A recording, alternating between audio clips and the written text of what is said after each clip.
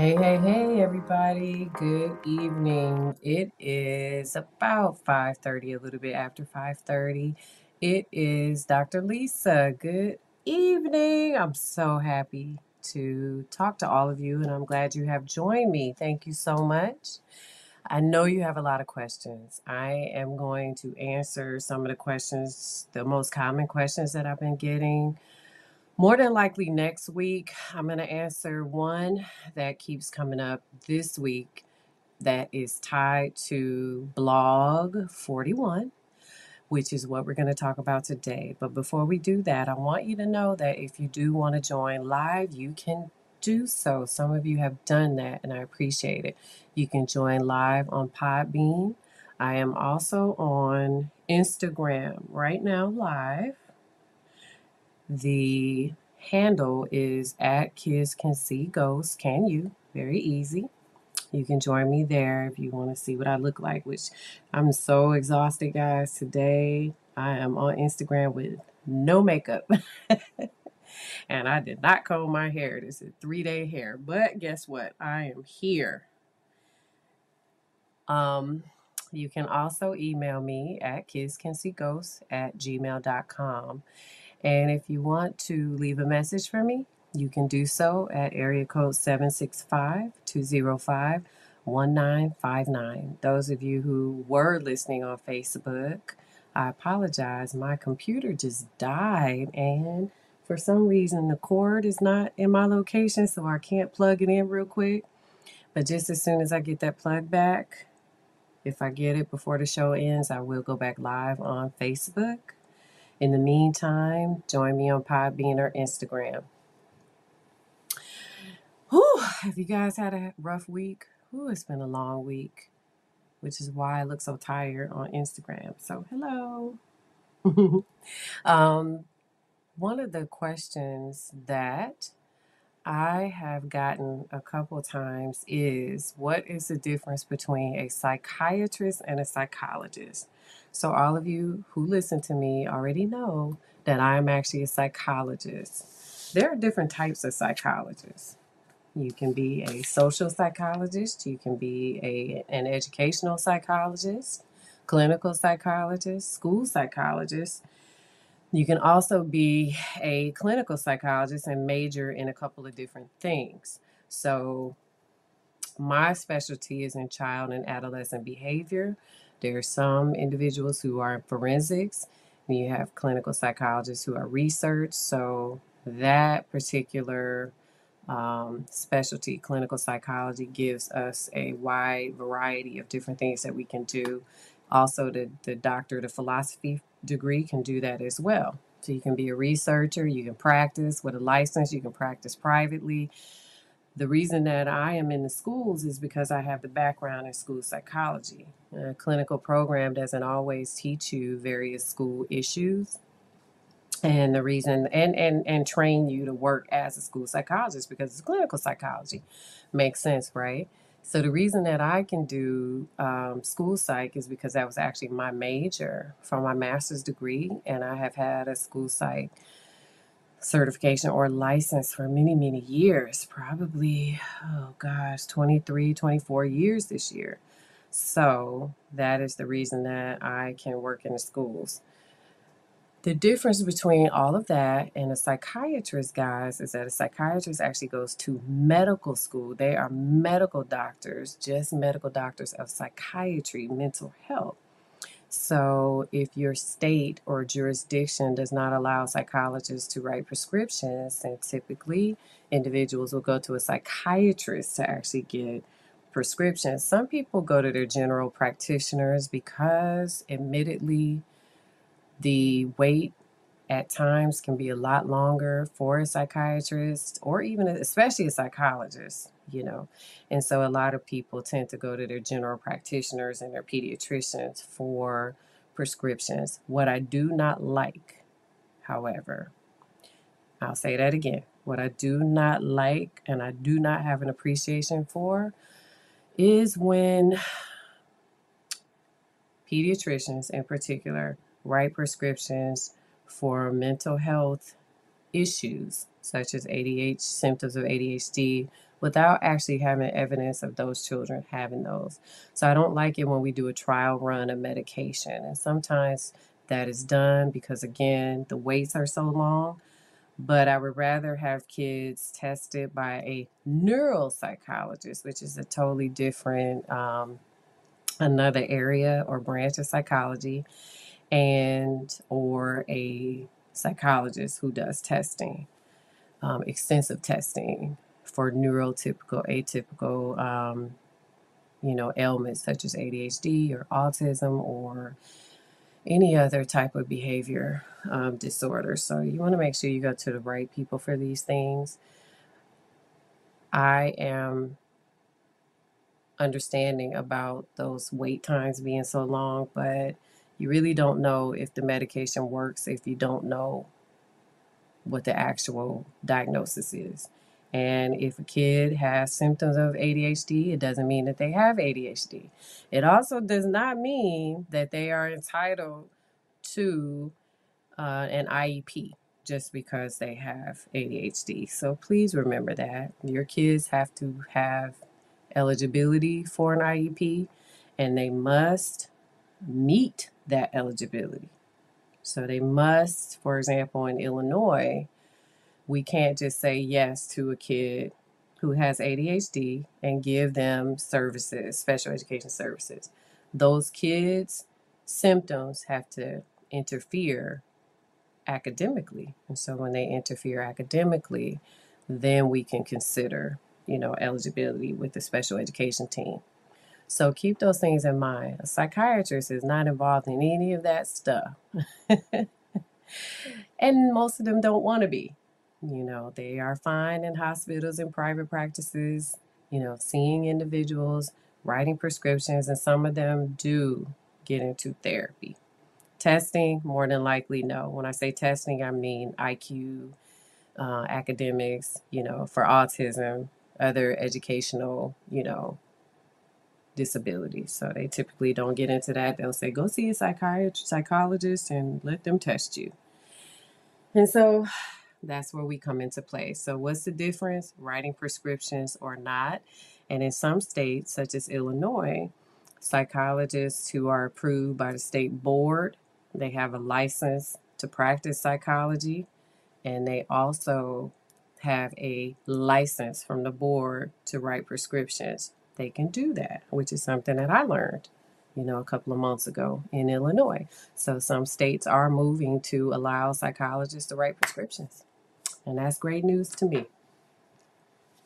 All right, so that clears up that question. And what I want to talk to you about is blog 41, and it is called Prayer. Yes, prayer. When I wrote this blog, I'll tell you what I was thinking. There were several questions about how did I know that what I was doing with the kids was working. And I have to tell you the background because I actually didn't know initially that it was working. So the background on this is that I mentioned in long time ago, a couple of blogs prior to 41, earlier blogs, maybe like one of the first 10, I talked about how I, was going to various individuals and learning how to work with these kids. And so I went to my pastor and then I went to another pastor and I wanted to learn what all of this meant about children seeing ghosts and what I can do to help them. Because, mind you, a lot of the kids at the time were distressed, extremely distressed, as any of us would be when it comes down to, seeing things that aren't there or hearing things that aren't there. And so for me, I wanted to figure out on my end how to help them. And so when I started understanding more about dark angels, more about what it means, from the children's perspective about these different things, well, I started talking about it and started to learn what would happen if we interject all of this that they were seeing with prayer.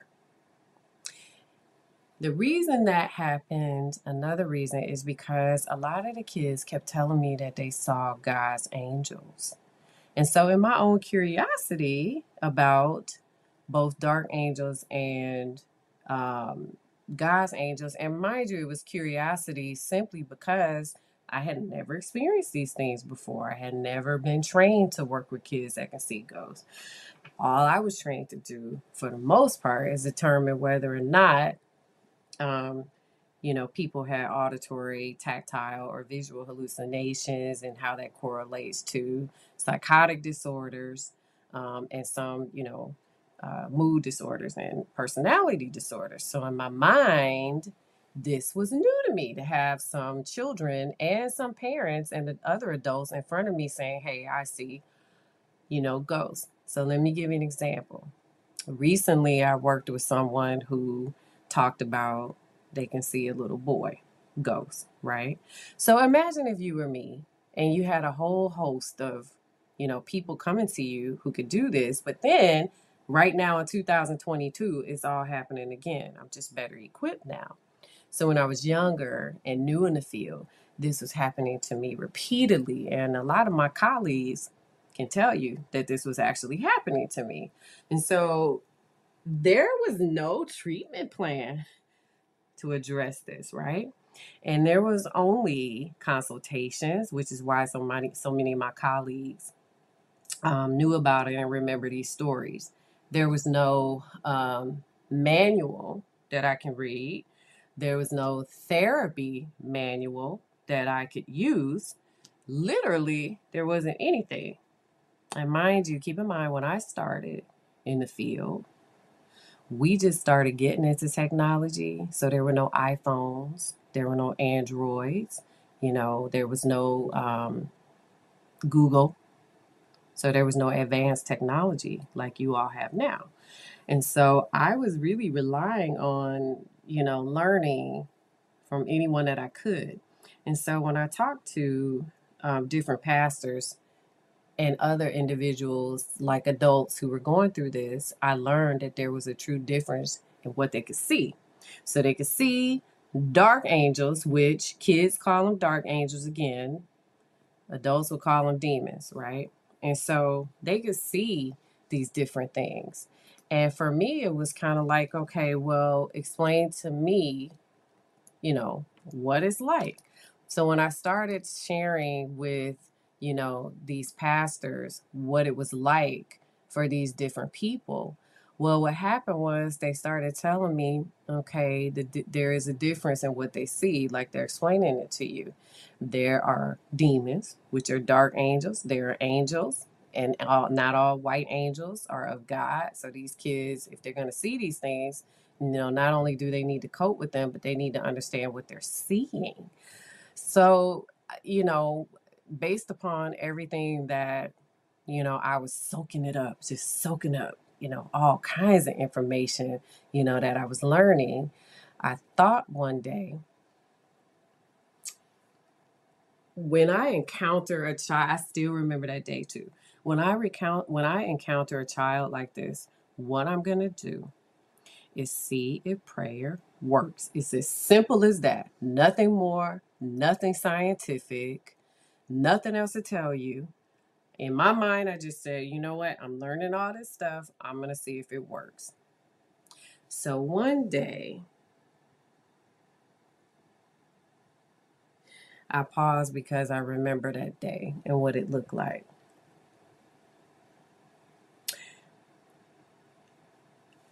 This was child A, one of the first kids that disclosed to me the ability to see ghosts. And I said, this is a kid, if you go back into the blogs, who liked dark angels, liked them being around, interacting with them. Child A talked to them. I'm not going to give it away. Go back into the earlier blogs and read it. It's a lot of information about child A. And so one day, I actually decided to pray before child A came, because this child had been disclosing to me so much stuff about demons. This is a kid who would go back and forth between the words dark angels and demons. So when we were getting ready to move into the second building, this is a kid who was clearly like, you can't go in there. There are lots of demons in there, blah, blah, blah, blah, blah. So when we got ready to, when I got ready to see this kid one day, because what this kid was seeing had been proven to me, I decided I was going to pray before child A entered the room, because I wanted to understand what child A saw after I prayed for myself for protection. And so when I got to my office, I said, I'm going to pray. And I did. You know, I'm not pushing off my beliefs on all of you. But after working with these kids for so long, I kind of wanted to research this stuff myself and figure out, just using myself and some of these kids, if this would work to bring some peace to a child. So I prayed. And in my prayer, you know, I asked for protection. You know, I said, this child is seeing a lot of dark entities. They're around the building. This child is counting them. This child said there's gray smoke in the building. I can't go in the building. It would hurt me. I'm pregnant. At the time I was pregnant, you know, and when I first met this kid, I was pregnant and was still pregnant when I moved to another job, and this kid found me. So I was really praying for protection. I asked God to send his angels down to me in my office to protect me from whatever, you know, thing that this kid is seeing. And it just wasn't one thing, it was several things that this kid was seeing. So that was that, and I left it alone. And when child A came to see me and was with both parents that day,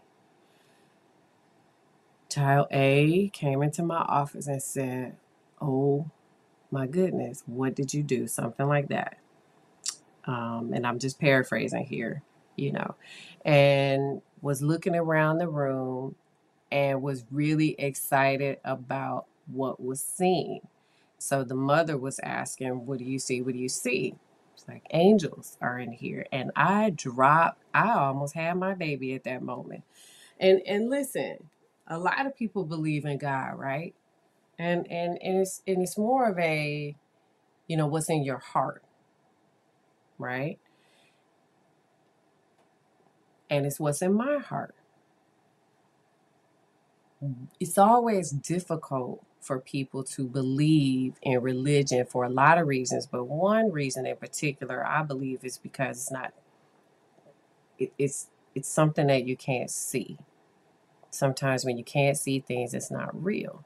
So imagine in that moment you didn't say anything to this family, to this one nebulous child, about what you prayed for or that you even prayed, and then walk into the room amazed by what they see. And so for me, it was like, okay, well, then what do you see? Tell me. I want to know. I want to know. I knew I prayed, I just didn't tell them. Well, one of the first things that this kid talked about was how those dark angels would not come into the office anymore. And I said, really? Why is that? And this kid started listening because they don't like the fact that you prayed. I'm going to let that sink in for a second. Well, they don't like the fact that you prayed. So they have to stay outside now, outside the window. Yep. So I'll give you another example. And then I'll tell you how I felt about that one. Child B, I think I mentioned this before, walks out of the room. The mother, I work with child B. Child B already used to pray, right? And so together we actually prayed for protection, and, you know, that the angels would come in and watch over us, and that we had talked about removing the dark angels out of the room and, protecting us from that. Child B used to also interact with a lot of demons. Um, and so they used to follow child B to therapy with me. And so we prayed and everything, to make a long story short. And so when we opened our eyes, we were holding hands. And when we opened our eyes, obviously well, it's not obvious to all of you, but just so you know, I can't see ghosts. So I'm looking around the room very quiet, trying to figure out what child B is going to say. Now, this was based upon what child A did, right? And so child B is really excited, like, you should see the room. It's full of angels, and just getting excited. And I'm going, oh my God, it worked again, right? And here's the caveat. I still remember that day, exactly every detail. Child B's mother walked into the room when therapy was over and stopped at the door and looked around and smiled and said, "You have been praying." I said, "Yep." And I said, "We prayed." I said, "How do you know?" And she said, "Because God's angels are all in the room." And I said, "Wow." And I'm thinking to myself, oh my goodness, this is a little deep for me. I mean, people tell you prayer works, but it's kind of like when you interact with, individuals that can see ghosts, it's like, man, I mean, they tell you that this stuff is really working, what you're doing when you pray, and, what versus what they see. And child B's mother would tell me, dark angels can't come into the room anymore because you have cleaned the room in prayer and you protected yourself. What do you think happens when you ask God to protect you? God sends his angels, he hears you, right? And just on a side note, real quick, I remember when I think it was child B's mother had told me that one of my angels disappeared. And I said, "Well, where did it go?" Because I always ask for protection. And the angel came back and told her to tell me I went to take your prayer to God. And I was like, really? Like in my brain, ooh, they have a direct connect with the Lord. I was like, is that real?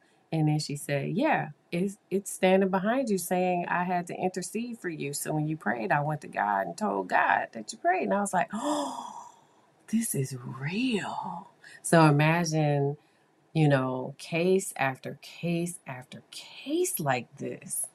So you guys understand that? When you have it so much, it's kind of like, man. And it was different kids each and every time. So when it was different kids, it was kind of like, okay, another kid. I started testing it out when they were distressed. I started going, okay. It was really easy with the kids and the parents that actually believed in prayer, but obviously a lot harder with, some of the other ones. And the only reason it was easier, it was hard for them to believe that their kids could see ghosts, but it was easy for them to understand that prayer would probably work. For me, I had watched it and observed it work with so many kids that eventually, well, what do you think happened to me? I started thinking, okay, there's a whole another paranormal realm that I have to work with here with children that I had never been trained for. So let me figure out how to do this, because the parents and the children that can see ghosts are telling me, yes, this works, right? And then I got a whole nother set of kids who actually have mental health symptoms on top of the ability to see ghosts. So I have to fix this so that I can work with all of these populations. And this is hard. And it was. So what happened was, you know, I didn't do anything uh, quantitative. So this was not a research that I could prove, right? Basically, it was proven to me. It was proven to me that when these kids would pray, that they would see God's angels appear and they would say, I feel safe. I feel better. The dark angels went away. Older kids, demons are gone.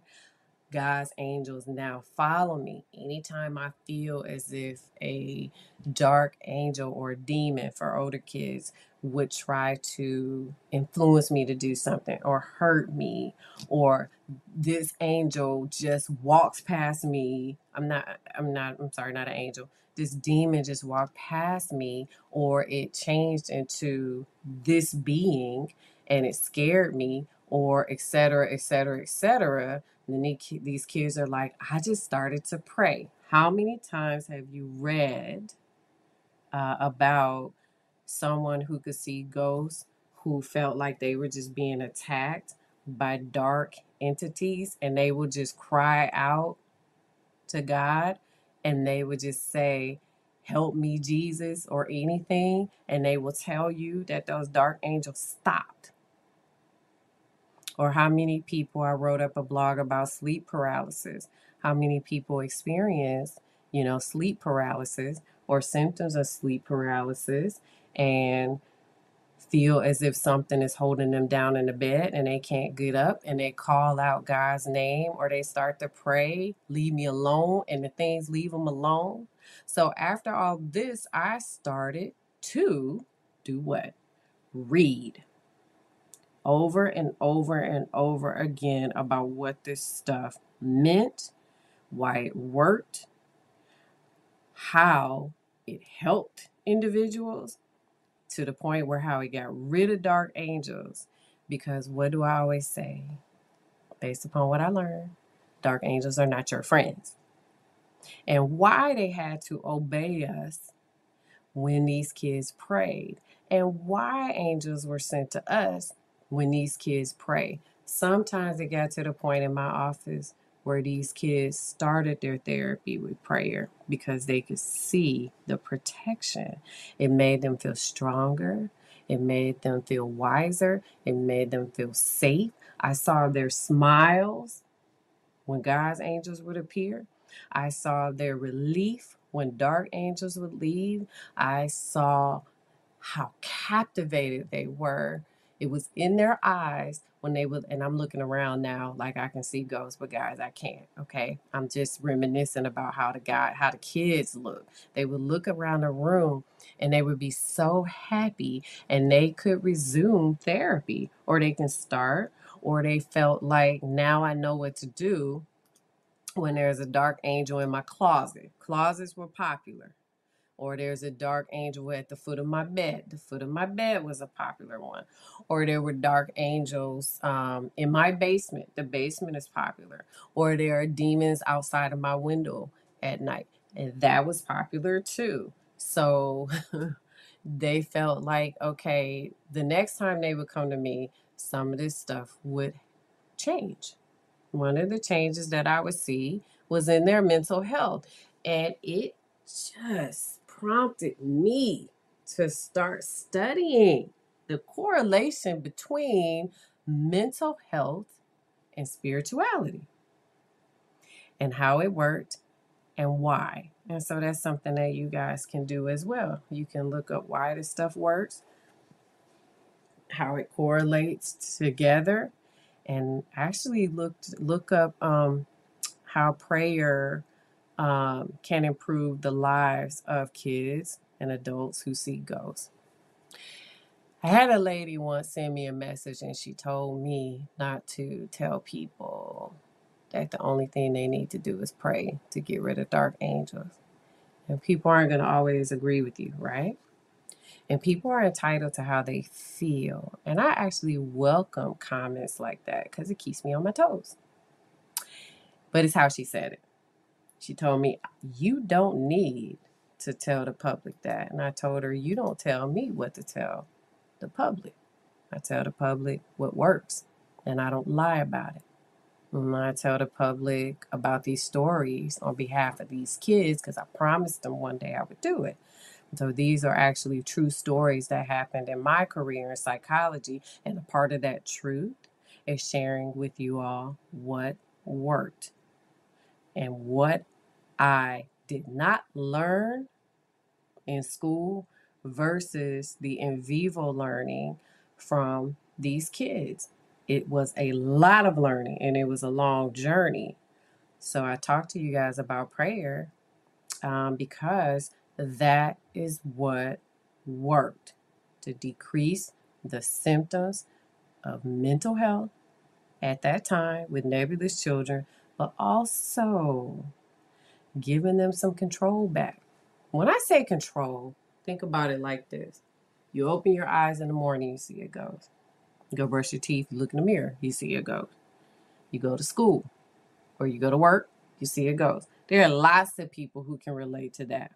They may not talk about it, but they surely do email me or ask me questions on social media. And I met many children who have disability. I actually am still meeting new children who have disability. So this is why I became a lifelong learner in how to help these babies and their parents.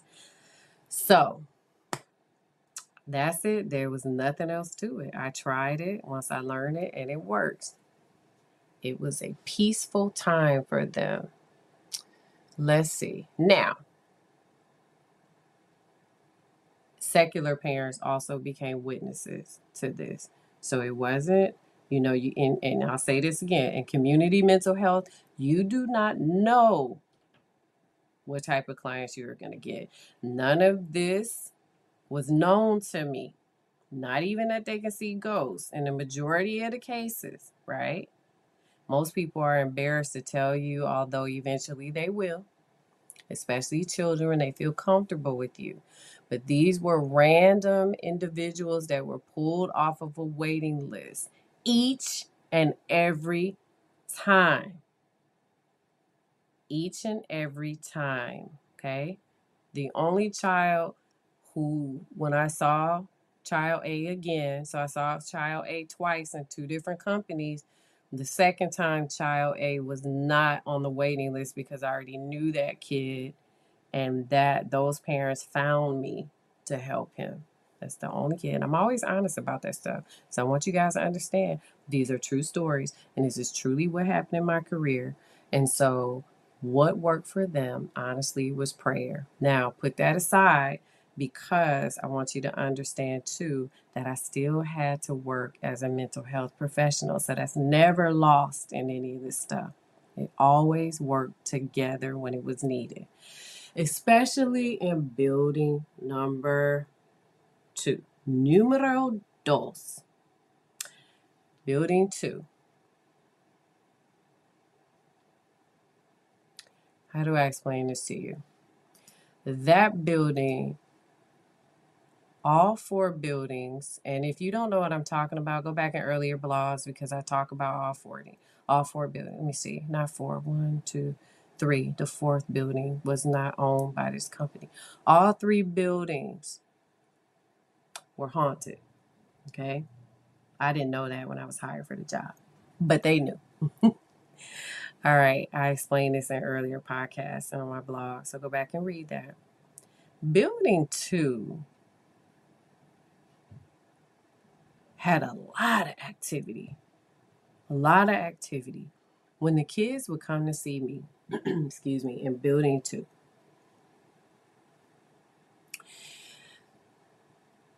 there was such an increase in anxiety in the kids in building 2 that I started opening up more and more about the paranormal activity in the building. I started opening up more and more about it because there were times that the kids would come and they would have such anxiety that when they would see, for example, the little spirit boy, they would run. Oh, they would run up the steps and they would get upset and they would have all of this worry behavior, and just some of this stuff was just really frightening. And here's the other thing. There was a really scary demon. There were 2. One was in building 3 and the other one was on the roof of building 1. that when we were in building 2, the kids can see from a window from building 1. Does that make sense? So if I was in building 2 and we would look out there was one window going down the steps, beautiful window, stained glass, just really beautiful. But you could see out of it, right? When the kids would look out, they would go, there's a demon with wings on top of building 1. And I would go, where? And they'd go, right there. And it looked like it had its wings spread out. But it was described as being very beautiful, but scary, right? These kids know what demons are all about. But I want you to understand that demons are fallen angels. And so they don't always look as terrible as the movies portray them as because of their wings, right? I've talked about this a couple times. That doesn't mean that they don't get scary to kids. And so when these kids were in building 2 with me, a lot of them would have a hard time. I started talking to my boss about, the fact that they can see ghosts and they see a little spirit boy and they see a demon here, they see him there. They don't want to go to the bathroom by themselves. They don't want to go down the stairs without me or their parents.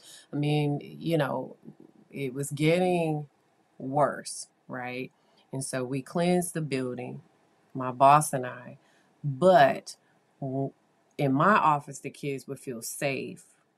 I used to cleanse my office in prayer before the kids would come because I kept hearing about these different not demonic activity. I mean, if you want to say it that way, but the different paranormal activity in the building. And so one of the things that I decided to do was I put a Bible in my office, and I also would pray before the kids would come because I wanted them to feel safe around me. And so the kids would always say, oh, it's just the air is so light in here. I feel safe. I don't want to go down the hallway without you all. They wouldn't look down the hallway. It was getting bad. And so the kids that can see ghosts would always talk about how they could see angels in my office, and there was angels in the tree. There were angels posted up on the buildings. The room was bright. They just felt good. But when I opened up that door to my office, they would not leave without one of us being with them.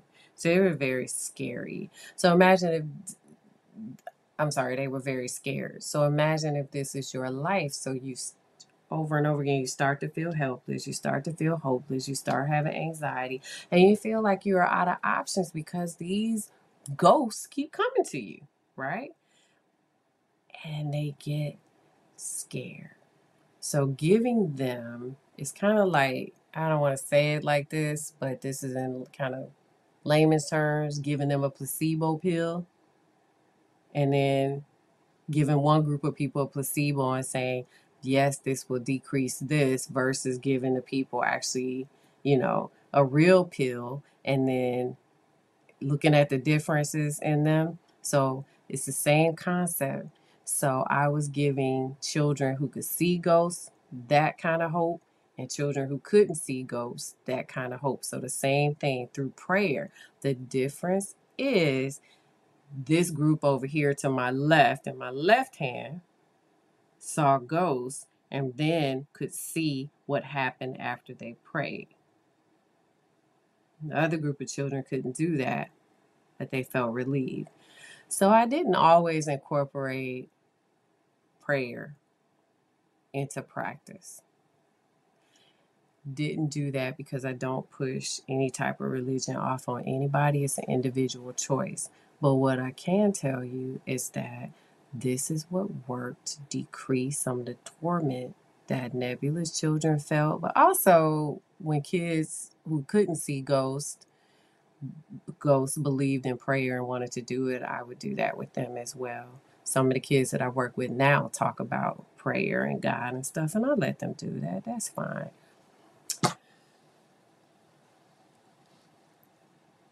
When the kids who could see ghosts would ask for protection, they would always see God's angels.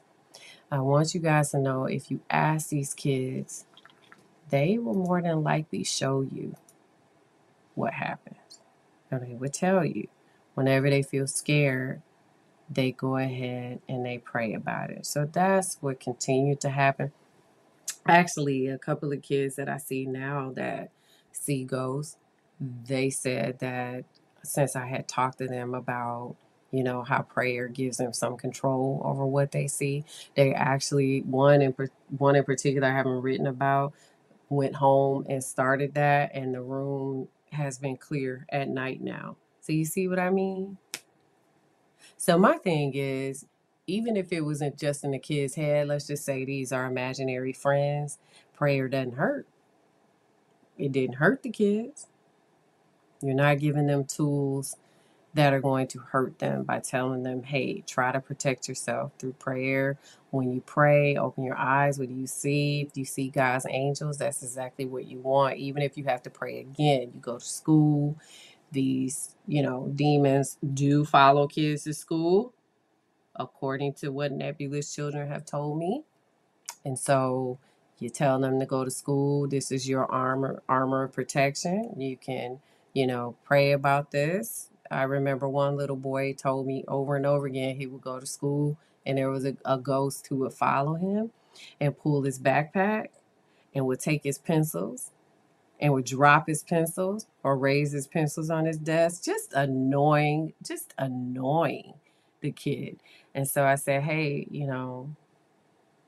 I think maybe you want to try to pray about it, and you watch what happens, and you ask for protection, and I want you to open your eyes and see what's around you, and you carry that to school, and you always know you can arm yourself with prayer.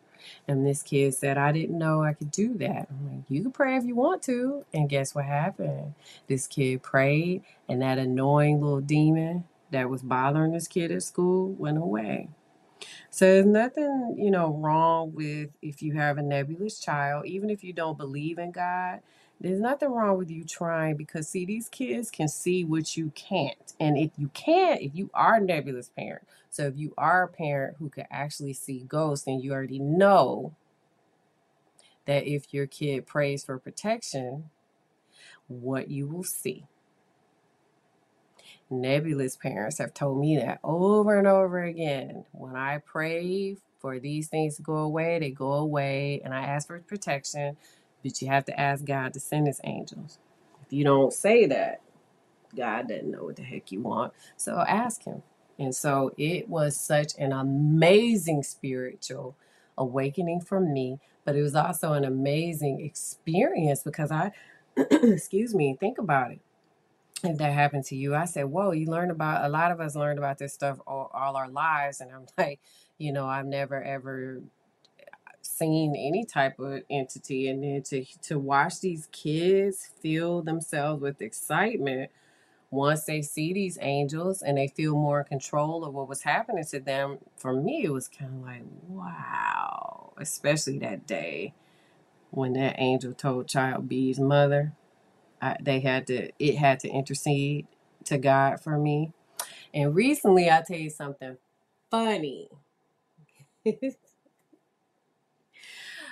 One of my, and I'll say this and then I'll let you guys go because I know we're running out of time.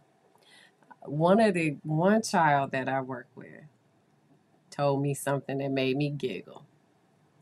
And see, understand that these are things that I heard years ago, right? But I don't share them with kids. And I am new to a lot of these kids that I'm working with. They're reading about me now, but initially when I met them, they didn't know anything about me. So I tell you something funny. There was a kid that said to me, you have 3 angels behind you, which was weird because I know there's a third one, but I never talk about it. I think I may have talked about it twice on my podcast, but I don't think I talked about the third one in my blog. So this is a kid who wouldn't know anything about a third angel. Nothing. Because most people don't. Because I don't tell everything, because that's my way of testing this stuff with individuals that come to me and say they can see ghosts. But this little one said, you have 3 angels behind you and one is really tall. And I said, oh yeah? Tell me about the third one. And this kid did. And I said, oh, boy, this never gets old, guys. It never gets old. But the funny part was when the angel told this kid, tell her not to forget about me. And this kid told me, and I just chuckled and smiled. And I'll tell you why. Because years ago, I found out about a third angel. Child A told me, child B told me, and there have been other kids I haven't written about yet that told me about this third angel. And I said, I chuckled because I said, I know about the third angel. I just don't talk about it because I don't know a whole lot about the third angel. And this kid said, the third angel wants you to say something about it. Oh, that's what I'm telling you. And I said, really?